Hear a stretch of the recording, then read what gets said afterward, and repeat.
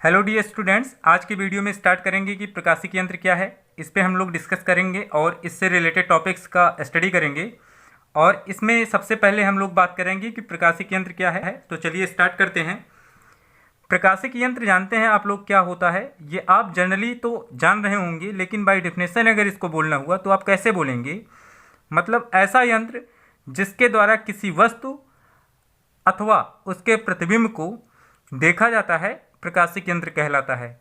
क्या बोलेंगे? कि ऐसा यंत्र जिसकी सहायता से किसी वस्तु अथवा उसके प्रतिबिंब को देखा जाता है, प्रकाशिक यंत्र कहलाता है। अब ये वस्तु दूर है कि नज़दीक है, प्रतिबिंब उसका सीधा है कि उल्टा है, उसकी बात अलग है। अभी हमको सिर्फ प्रकाशिक यंत्र बताना है। अब यहाँ पे आप लोग जानते हैं कि हमारी जो आँख है, नेत्र हमारा, वो भी एक प्रकाशिक यंत्र है। लेकिन अब इसके टाइप की अगर बात करेंगे तो हमें पता चलेगा कि हमारी आँख जो है, नेत्र हमारा, वो किस टाइप का प्रकाशिक यंत्र है। अब प्रकाशिक यंत्र कितने प्रकार के होते हैं? दो। पहला टाइप यहाँ पे है, दूसरा टाइप यहाँ पे है। पहला है चित्र प्रक्षेपण यंत्र और दूसरा है नेत्र सहायक यंत्र। चित्र प्रक्षेपण यंत्र क्या होता है, सबसे पहले हम इसे बताते हैं। ऐसा प्रकाशिक यंत्र जिसके द्वारा किसी वस्तु के चित्र को पर्दे पर प्रक्षेपित किया जाता है, चित्र प्रक्षेपण यंत्र कहलाता है। जैसे कैमरा, और यहाँ पे वीडियो कैमरा भी लिख सकते हैं आप, या फिर आपका प्रोजेक्टर। प्रोजेक्टर का नाम सुना होगा आप लोगों ने, देखा भी होगा, जिससे आजकल बड़े बड़े सिनेमा हॉल चलते हैं, वो प्रोजेक्टर ही होता है। और फिर इसके बाद आपकी नेत्र हो गई। इसी में नेत्र भी यही काम करता है। वस्तु का प्रतिबिंब हमारे नेत्र में एक पीछे पर्दा होता है जिसे रेटिना कहते हैं, उसी पर प्रक्षेपित करता है। तो कैमरा, प्रोजेक्टर, नेत्र, ये सब हमारे कैसे यंत्र हैं? चित्र प्रक्षेपण यंत्र हैं। तो ये आपको क्लियर हो गया होगा। या यहाँ पे आप अगर लिखना चाहें एपिडेयास्कोप, ये भी आप लिख सकते हैं। कौन कौन से? कैमरा, प्रोजेक्टर, नेत्र, एपिडेयास्कोप, ये सब हमारे चित्र प्रक्षेपण यंत्र हैं। अब नेत्र सहायक यंत्र क्या होते हैं? जिन प्रकाशिक यंत्रों की सहायता से दूर स्थित या निकट स्थित वस्तुओं को देखा जाता है, उन्हें हम नेत्र सहायक यंत्र कहते हैं। जैसे आपने नाम सुना होगा दूरदर्शी या सूक्ष्मदर्शी, ये नाम आपने सुना होगा, दूरदर्शी और सूक्ष्मदर्शी का। तो ये दो टाइप है, एक दूरदर्शी है, एक सूक्ष्मदर्शी है। दोनों आप इसी चैप्टर के अंतर्गत पढ़ेंगे और डिटेल में पढ़ेंगे। अब हम लोग चलते हैं मानव नेत्र की तरफ। मानव नेत्र क्या होता है ये समझते हैं और इसकी संरचना के बारे में बात करते हैं। ह्यूमन आई। ह्यूमन आई क्या है, ये हमें सबसे पहले जानना है। तो इसकी परिभाषा आप ऐसे लिखें, यह प्रकृति द्वारा मानव को दिया गया सर्वाधिक मूल्यवान तथा सुग्राही प्रकाशिक यंत्र है। किसके द्वारा दिया गया है? प्रकृति द्वारा दिया गया है, बहुत मूल्यवान है और सुग्राही है। सुग्राही प्रकाशिक यंत्र। प्रकाशिक यंत्र ये है आपका मानव नेत्र, जो प्रकृति द्वारा दिया गया है, सर्वाधिक मूल्यवान है और सुग्राही प्रकाशिक यंत्र है। तो आप मानव नेत्र में ऐसा ही बोलेंगे, यह प्रकृति द्वारा मानव को दिया गया सर्वाधिक मूल्यवान तथा सुग्राही प्रकाशिक यंत्र है। अब हम लोग बात करेंगे मानव नेत्र की संरचना क्या है। मानव नेत्र की संरचना के बारे में बात करेंगे। मानव नेत्र की संरचना। अब यहाँ पे आपको इसके लिए एक डायग्राम की ज़रूरत पड़ेगी, जिसके थ्रू हम आपको समझाएंगे। तो चलिए, हमने डायग्राम बनाया है लेकिन बहुत क्लियर नहीं बन पाया है। अब इस डायग्राम के थ्रू हम आपको समझाते हैं कि मानव नेत्र क्या है और इसके भाग कौन कौन से हैं या इनके कार्य क्या क्या हैं, ये हम आपको डिटेल में समझाते हैं। तो चलिए स्टार्ट करते हैं। सबसे पहले हम इसी गोले से स्टार्ट करेंगे। ये एक गोला है जिसे नेत्र गोला कहते हैं। अब इसको हम कैसे डिफाइन कर सकते हैं? यहाँ पे आप ऐसा बोलें कि नेत्र के सभी भाग एक गोले के अंदर स्थित होते हैं, जिसे नेत्र गोला कहते हैं। इसका जो डायामीटर होता है, मतलब व्यास, वो 2.3 सेंटीमीटर से लेकर 2.5 सेंटीमीटर के बीच होता है। ये नेत्र गोले का व्यास है। और नेत्र गोला जो होता है ये पूर्ण रूप से गोलीय नहीं होता है, मतलब आगे इसका कुछ भाग उभरा हुआ हो जाता है, इस वजह से इसको पूरा गोला नहीं माना जा सकता है। तो आप यहाँ पे ये भी कह सकते हैं कि नेत्र गोला पूर्ण रूप से गोलीय नहीं होता है। अब इसके संरचना में सबसे पहले वाले भाग की बात करें तो नेत्र गोले के सबसे ऊपरी भाग को दृढ़ पटल कहते हैं। क्या कहते हैं? दृढ़ पटल। अब इसका रंग जो होता है वो सफ़ेद होता है। आपकी आँख में अगर आपने देखा ही होगा, ये वाइट कलर का एक लेयर होता है जिसे हम दृढ़ पटल कहते हैं। इसका काम ये होता है कि ये हमारी आई को प्रोटेक्शन देता है, मतलब हमारी आँख को सुरक्षा देता है। नेत्र को सुरक्षा प्रदान करने का काम किसका है? दृढ़ पटल का। इसे वाइट कलर में देखा जा सकता है आपकी आँख में। अब इसके नेत्र गोले के सबसे फ्रंट वाले भाग पर यहाँ पे अगर आप देखेंगे, यानी कि अपने नेत्र में सबसे आगे वाला भाग, तो ये एक उभरा हुआ भाग होता है और पारदर्शी होता है, जिसे हम लोग कॉर्निया कहते हैं। यानी कि नेत्र गोले में अग्रभाग पर एक उभरा हुआ भाग होता है जो पारदर्शी होता है, जिसे हम कॉर्निया कहते हैं। ये आप कॉर्निया में बता सकते हैं। और इसी कॉर्निया के द्वारा ही प्रकाश मानव नेत्र में प्रवेश करता है। तो आप ये भी जान गए कि मानव नेत्र के अग्रभाग पर एक उभरा हुआ भाग होता है जो पारदर्शी होता है, जिसे कॉर्निया कहते हैं। इसी के द्वारा प्रकाश मानव नेत्र में प्रवेश करता है। कॉर्निया के ठीक पीछे यहाँ पे जो डॉटेड आप देख रहे हैं, ये वाला पॉइंट हम अब आपको बता रहे हैं। कॉर्निया के ठीक पीछे एक खारा द्रव भरा होता है जिसे जलीय द्रव कहते हैं, मतलब एक्वस ह्यूमर। इसका जो रिफ्रैक्टिव इंडेक्स होता है 1.336 और जो कांचाभ द्रव है इसका भी 1.336 है। अभी हम इसके लिए बात करेंगे बाद में, आपका कांचाभ द्रव क्या है। तो आप यहाँ पे ये बताएंगे कि कॉर्निया के ठीक पीछे एक खारा द्रव भरा होता है जो पारदर्शी होता है, जिसे जलीय द्रव कहते हैं। इसका अपवर्तनांक 1.336 होता है। अपवर्तनांक आप लोग पीछे पढ़ के आए हैं। अब इसके ठीक बाद, यानी कि जलीय द्रव के ठीक बाद एक अपारदर्शी झिल्ली होती है, यहाँ पे पर्दा भी कह सकते हैं। जलीय द्रव के ठीक पीछे एक अपारदर्शी झिल्ली होती है। ये पारदर्शी नहीं होती है, जो सिलेरी मांसपेशियों से जुड़ी होती है और इसके ठीक बीच में एक छिद्र होता। इस अपारदर्शी झिल्ली को आइरिस कहते हैं। इसके ठीक बीच में एक छिद्र होता है जिसे नेत्र तारा या पुतली कहते हैं। इस नेत्र तारा और पुतली की ये विशेषता होती है कि ये तीव्र प्रकाश में छोटा और मंद प्रकाश में स्वतः बड़ा हो जाता है।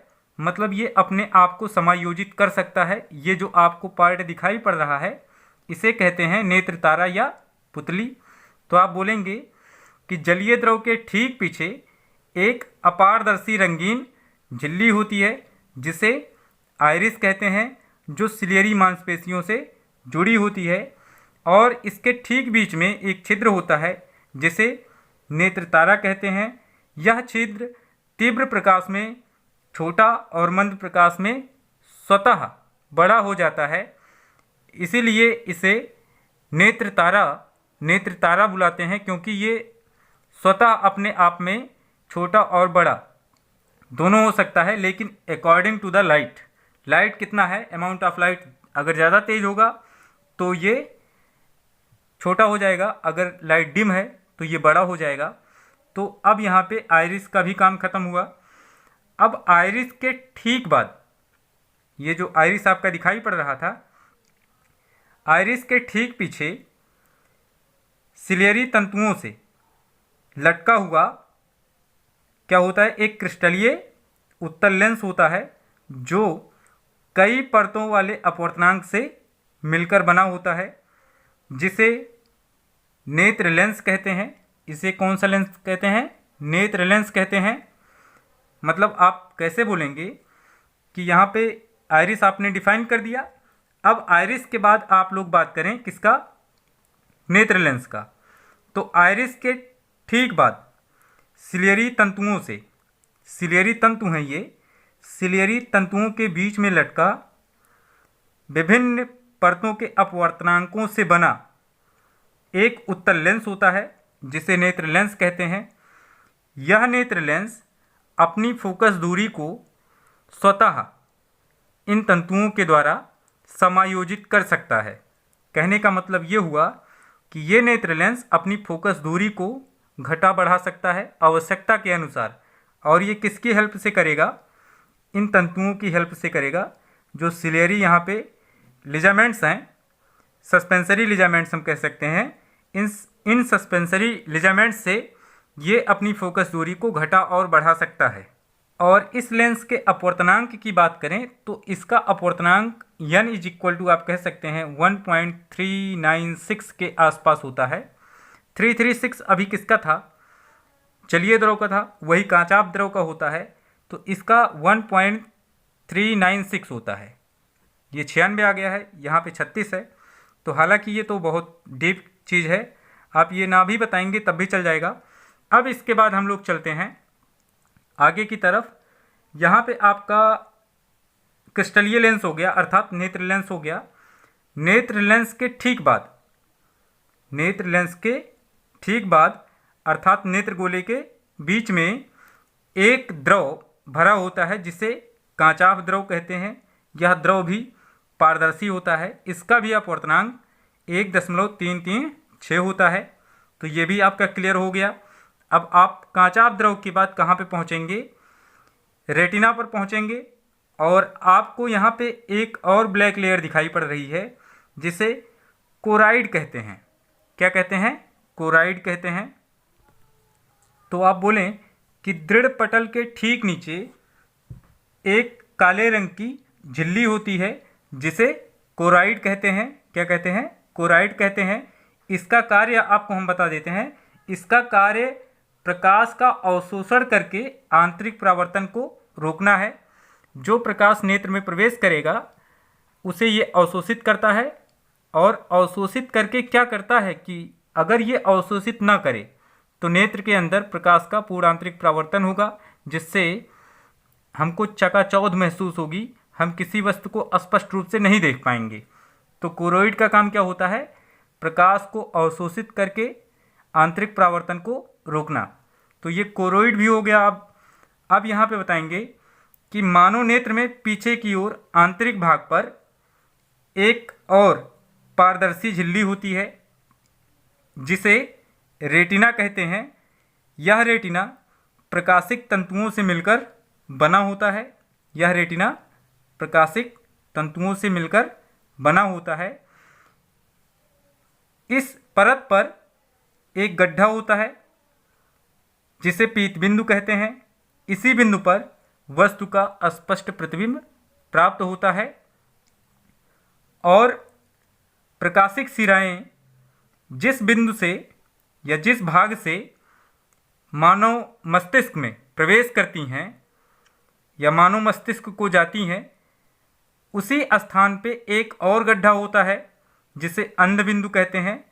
इस बिंदु पर यदि किसी वस्तु का कोई प्रतिबिंब बनता है तो वो हमको दिखाई नहीं पड़ता है, इसे ब्लाइंड स्पॉट कहते हैं। तो एक बार हम आपको और बता देते हैं रेटिना क्या है।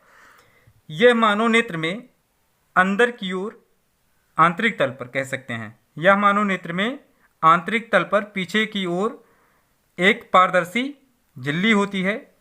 यह मानव नेत्र में आंतरिक तल पर पीछे की ओर बनी एक पारदर्शी झिल्ली होती है जिसे रेटिना कहते हैं।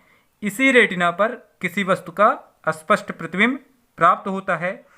रेटिना पर एक गड्ढा होता है जिस पर वस्तु का प्रतिबिंब प्राप्त होता है, और इस गड्ढे को पीत बिंदु कहते हैं। या आप ऐसा भी कह सकते हैं कि रेटिना के जिस बिंदु पर किसी वस्तु का प्रतिबिंब प्राप्त होता है उसे पीत बिंदु कहते हैं, यानी कि येलो स्पॉट और मैकुला ये कहलाता है। और जिस बिंदु पर कोई प्रतिबिंब नहीं प्राप्त होता है उसे हम अंध बिंदु कहते हैं। अब यहाँ पे रेटिना के लिए और थोड़ा सा डिस्कस करें। यह रेटिना प्रकाशिक सिराओं की एक फिल्म होती है, मतलब प्रकाशिक सिराएं इससे जुड़ी होती हैं। यह रेटिना प्रकाशिक सिराओं की एक फिल्म होती है जिस पर छोटे छोटे शंक्वाकार और बेलनाकार सेल्स मौजूद होते हैं। इन सेलों का काम ये होता है कि ये किसी वस्तु को आकृति और रंग प्रदान करते हैं, अर्थात इन्हीं के द्वारा हम किसी वस्तु की आकृति, आकार और रंग का निर्धारण कर पाते हैं। जो बेलनाकार सेल होती है वह मंद प्रकाश के लिए सुग्राही होती है और जो शंक्वाकार सेल है ये तीव्र प्रकाश के लिए सुग्राही होती है। कहने का मतलब ये हुआ, आप ऐसा भी कह सकते हैं कि जो शंक्वाकार सेल है इस टाइप की, ये केवल तीव्र प्रकाश के लिए सुग्राही है और जो बेलनाकार सेल होगी ये छड़ के आकार की, ये मंद प्रकाश के लिए स्पेशली सुग्राही होती है, लेकिन ये काम दोनों में कर सकती है। तो आप ऐसा कह सकते हैं कि रेटिना पर उपस्थित जो सेलें होती हैं वो दो प्रकार की होती हैं, एक बेलनाकार होती है, दूसरी शंक्वाकार होती है। बेलनाकार सेल मंद प्रकाश के लिए सुग्राही होती है, जबकि शंक्वाकार सेल जो होती है वो तीव्र प्रकाश के लिए सुग्राही होती है। आपने पढ़ा भी होगा कि शंकु से प्रकाश का क्या होता है, डिस्पर्सन होता है, वर्ण विक्षेपण होता है। शंकु ही प्रकाश का वर्ण विक्षेपण करता है, यानी कि कलर प्रदान करता है। कौन? शंकु, यानी कि प्रिज्म। आप ऐसे यहाँ पे देखे थे, एक प्रिज्म के आकार का था। तो यहाँ पे शंकु का काम ये है कि डिस्पर्सन करना, यानी कि प्रकाश में से कलर को अलग करना। तो शंक्वाकार सेल के कारण ही हम किसी वस्तु के रंग को जान पाते हैं, और जो बेलनाकार सेल है इसके द्वारा हम उसके आकृति और आकार का निर्धारण करते हैं। इन सेलों के द्वारा उत्पन्न सिग्नल को प्रकाशिक सिराओं द्वारा मस्तिष्क तक पहुंचा दिया जाता है। तो ये ओवरऑल स्ट्रक्चर हो गई ह्यूमन आई की। आप इसमें ये इतना लिख सकते हैं। अब अगर यहाँ पे लिखने में कोई प्रॉब्लम होती है तो यहाँ पे हमने शार्ट में सब चीज़ लिख के रखी है, आप इसको लिख सकते हैं, स्क्रीनशॉट लेके लिख सकते हैं। इसमें दृष्टिपटल क्या होता है, कार्निया क्या होती है, या फिर आइरिस, नेत्र तारा, नेत्र लेंस क्या होता है। फिर इसके बाद हमने बताया है इसमें रेटिना क्या होती है।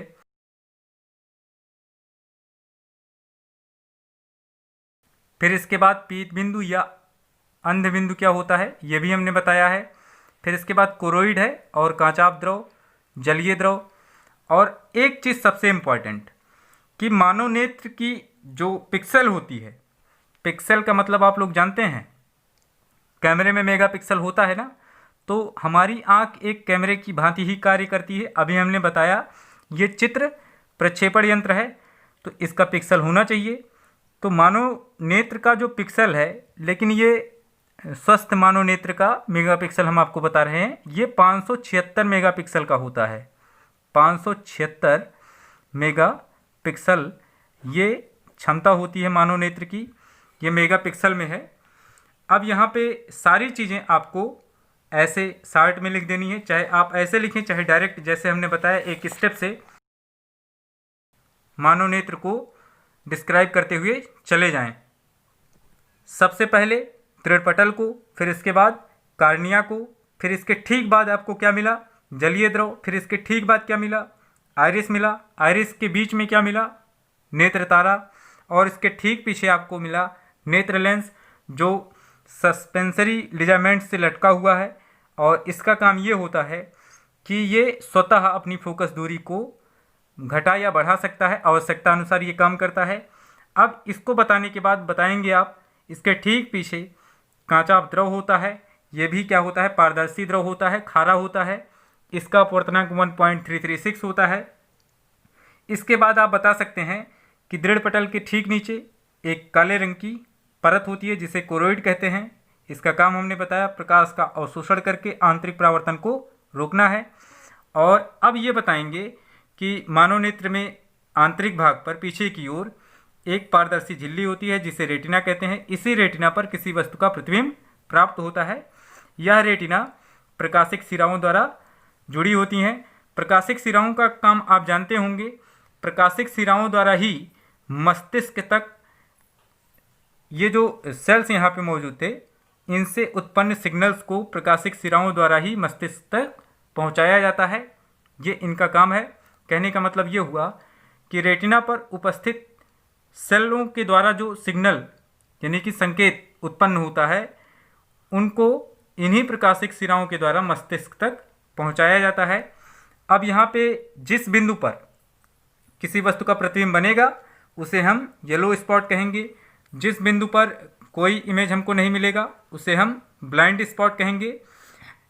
और ब्लाइंड स्पॉट उस स्थान पर स्थित होता है जहाँ से प्रकाशिक सिराएं मानव नेत्र में प्रवेश करती हैं। इसीलिए यहाँ पर बनने वाला प्रतिबिंब आपको स्पष्ट रूप से या बिल्कुल कह सकते हैं कि नहीं दिखाई पड़ेगा, यहाँ पे कोई प्रतिबिंब आपको नहीं मिलेगा। तो ये ओवरऑल ह्यूमन आई की स्ट्रक्चर थी। अब इसके बाद हम लोग थोड़ा सा बात कर लेते हैं समंजन क्षमता क्या होती है।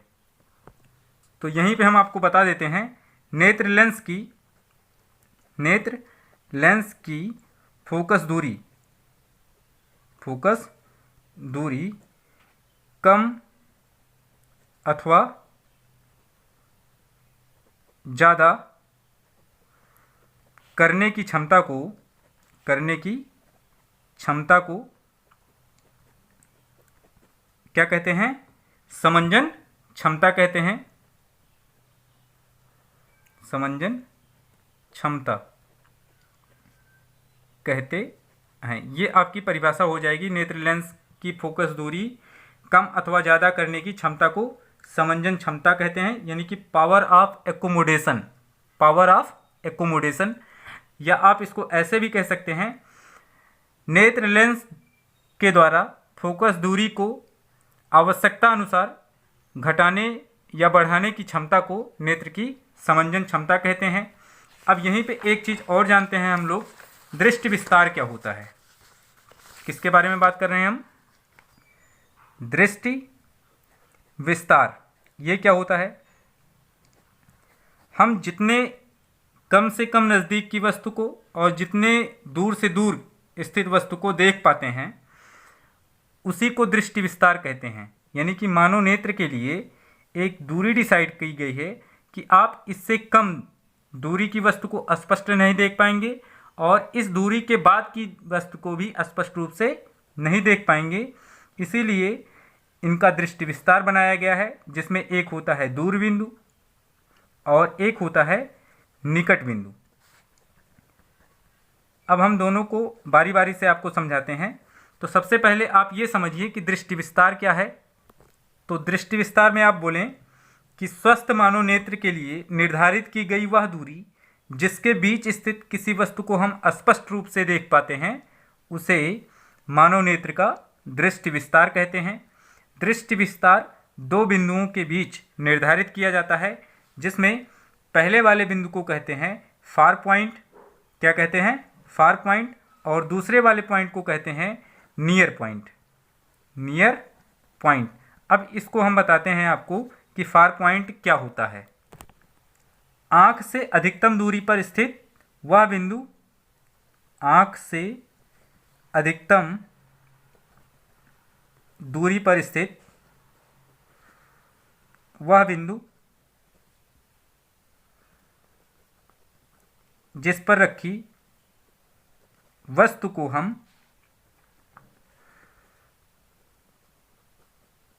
स्पष्ट रूप से देख सकते हैं। स्पष्ट रूप से देख सकते हैं। मानव नेत्र का दूर बिंदु कहलाता है। यानी कि आप इसको बोलें कि आँख से अधिकतम दूरी पर स्थित वह बिंदु जिस पर रखी वस्तु को हम आँख द्वारा स्पष्ट रूप से देख सकते हैं उसे हम दूर बिंदु कहते हैं। अब यहाँ पे नियर पॉइंट क्या होगा? इसी का जस्ट अपोजिट, आँख से निकटतम दूरी पर स्थित वह बिंदु जिस पर रखी वस्तु को हम स्पष्ट रूप से देख सकते हैं उसे हम निकट बिंदु कहते हैं। अब आप लोग यहीं पे एक चीज़ और जान जाइए, LDDV least distance of distinct vision, यानी कि स्पष्ट दृष्टि की न्यूनतम दूरी कितनी होती है? वो 25 सेंटीमीटर होती है। लेकिन ये स्वस्थ नेत्र के लिए है, यानी कि स्पष्ट दृष्टि की न्यूनतम दूरी कितनी होती है? 25 सेंटीमीटर। कहने का मतलब ये हुआ कि अगर ये मानव नेत्र है तो यहाँ से 25 सेंटीमीटर, आँख से 25 सेंटीमीटर की दूरी पर अगर कोई वस्तु रखी गई होगी, ये मान लेते हैं ए बी है, तो इसको हम स्पष्ट रूप से देख सकते हैं। अब यहाँ पे अगर हम ये ऑब्जेक्ट लेके आएँ तो इसको देखने के लिए हमें समंजन क्षमता लगानी पड़ेगी, मतलब आँख को फैलाना पड़ेगा या सिकोड़ना पड़ेगा। ऐसी कंडीशंस जब बन जाती हैं, वैसे फैलाना पड़ेगा इस पॉइंट पे, आपको यहाँ पे समंजन क्षमता लगानी पड़ेगी इसको देखने के लिए। तो ये आपको स्पष्ट रूप से दिखाई नहीं पड़ेगी। आपको 25 सेंटीमीटर तक की वस्तु को स्पष्ट रूप से देखना है। और इसके पहले अगर ये आती है, मान लेते हैं 12 सेंटीमीटर पे आ गई, तो इसको स्पष्ट रूप से आप नहीं देख पाएंगे, या आपकी आई अगर बहुत ज़्यादा यंग हैं आप, तो हो सकता है कि समंजन क्षमता लगा के उसको देख ले, लेकिन स्पष्ट रूप से नहीं देखा जा सकता है। अब जो दृष्टि विस्तार होता है, इसका रेंज जानते हैं आप कितना होता है? इन्फिनिटिव से 25 सेंटीमीटर, यानी कि अनंत से 25 सेंटीमीटर। लेकिन ये स्वस्थ नेत्र के लिए दृष्टि विस्तार का रेंज है। ये रेंज है कितना है? अनंत से 25 सेंटीमीटर तक की वस्तु को हम स्पष्ट रूप से देख सकते हैं। लेकिन स्पष्ट दृष्टि की न्यूनतम दूरी कितनी है? 25 सेंटीमीटर। और आँख की एक श्रांत अवस्था होती है। श्रांत अवस्था क्या है ये भी हम आपको यहाँ पे बता देते हैं। मतलब नेत्र की वह अवस्था जिसमें वह बिना समंजन क्षमता को लगाए किसी वस्तु को स्पष्ट रूप से देख पाती है, नेत्र की श्रांत अवस्था कहलाती है। मतलब आप इसमें ये चीज़ ऐसे बोलें कि नेत्र की वह अवस्था जिसमें वह किसी वस्तु को देखने के लिए किसी भी प्रकार की समंजन क्षमता का प्रयोग नहीं करती है, नेत्र की श्रांत अवस्था कहलाती है। और यहाँ पे बार बार समंजन क्षमता की बात आ रही है, तो आप लोगों ने लेंस की क्षमता पढ़ रखी है। तो हमारा जो नेत्र है वो एक उत्तल लेंस से मिलकर बना है। इसमें क्रिस्टलीय लेंस जो था अभी पीछे, वो क्या था? नेत्र लेंस था। और ये एक उत्तल लेंस था, तो अर्थात इसकी फोकस दूरी भी कुछ होगी। अगर नेत्र की क्षमता आपको निकालना हुआ तो P = 1/f का फार्मूला ही यूज करेंगे। f किस में है? मीटर में। अगर ये मीटर में है तो यहाँ पे आप डायोप्टर इसकी,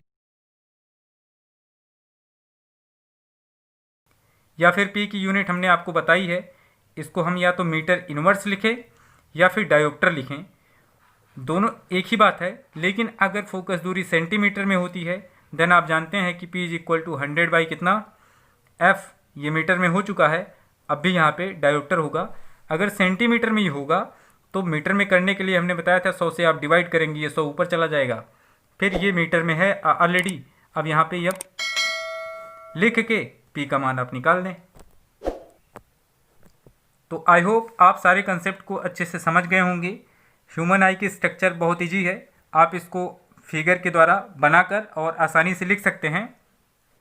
यदि आपको अब भी किसी पॉइंट पे डाउट है या कोई प्रॉब्लम आ रही है तो आप हमें ज़रूर कमेंट करें, हम उस प्रॉब्लम को पूरा दूर करने का प्रयास करेंगे। यदि वीडियो आपको पसंद आई है तो इसे लाइक और शेयर करें। चैनल पे पहली बार आए हैं तो चैनल को ज़रूर सब्सक्राइब करें। अगले वीडियो में आपको पढ़ना है डिफेक्ट्स ऑफ विजन, और इसमें आप लोग जितने भी मानव नेत्र के दोष होते हैं उसके बारे में जानेंगे। तो अगले वीडियो को मिस मत करिएगा। तब तक के लिए धन्यवाद।